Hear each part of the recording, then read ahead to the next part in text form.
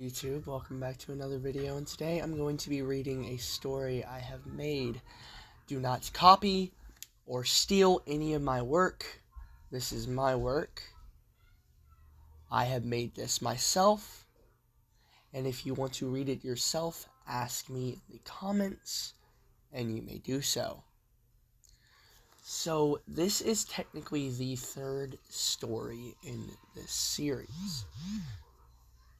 But the other two were like a movie script, so I can't read them how they are because they have really no description. So this is the only one where I can give descriptive details on what happens in the story. This story is called Gus and the Zombie Outbreak. Let's begin with the prologue, aka the recap. The last we left off, our heroes had just finished off our executioner.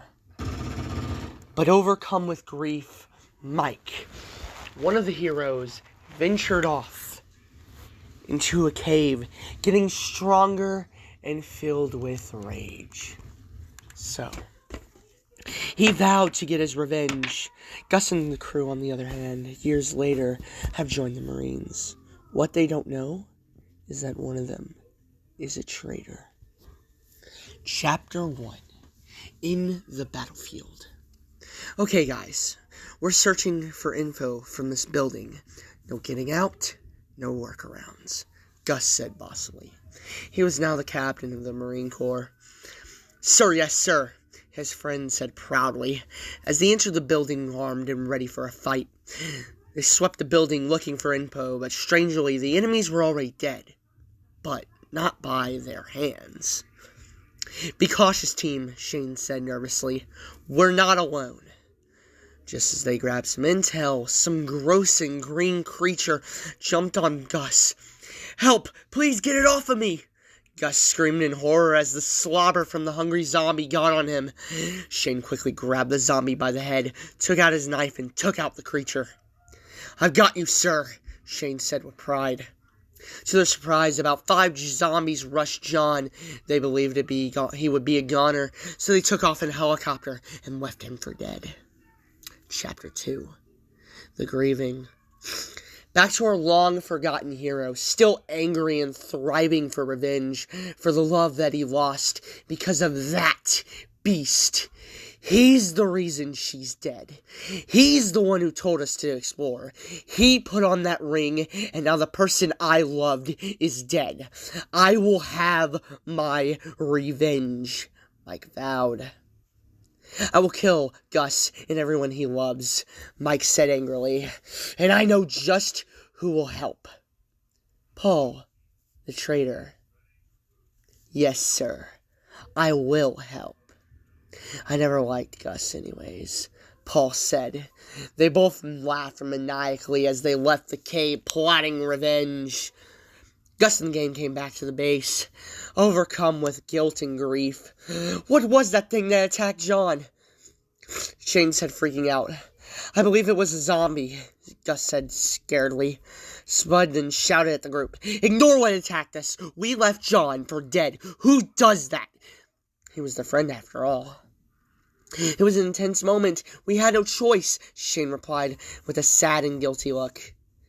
As they were mourning, 2 horrific voices echoed.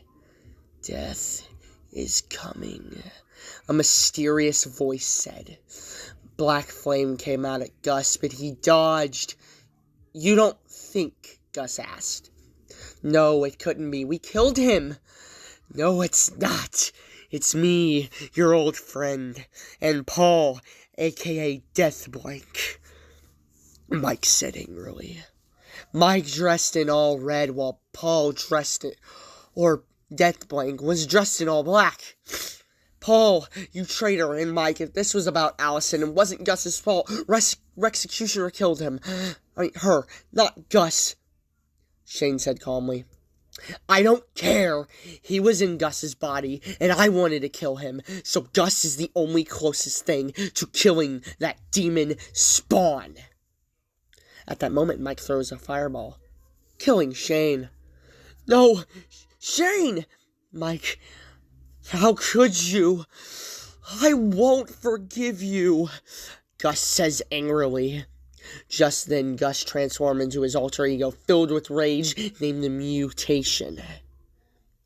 You're gonna die for what you did, the Mutation snarls. And Paul's coming with you! Chapter 3. The Battle of the Demons. The Mutation lunges at Mike and Paul with the brute strength that they dodge.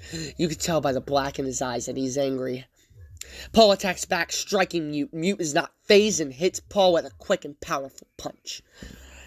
Paul is mortally wounded and begging for his life. Eye for an eye, Mike, Mute says before finishing Paul. Now it's time to get my revenge, Mike states.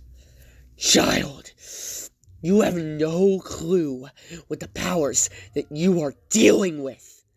I see right through you. You are petrified, Mute says as he laughs with anger.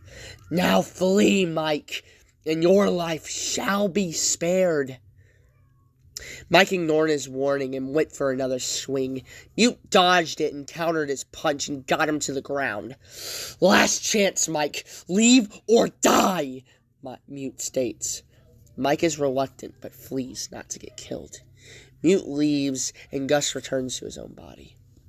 He rushes to Shane's lifeless corpse. He picks him up and makes a proper funeral for him, where Spud pays his respects. I just can't believe Mike or Paul would do something like this, Spud says, baffled. Well, Mike was mad that your executioner killed Allison. He's probably thinking I was the fault of it all. Gus responds to him. They walk back to the base, and they decide they are going back to where they left John for dead, still looking for intel. Chapter 4. A Familiar Face.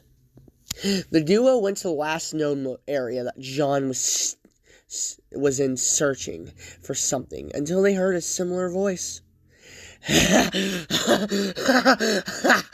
Gus, I finally found you. I told you I'd come back.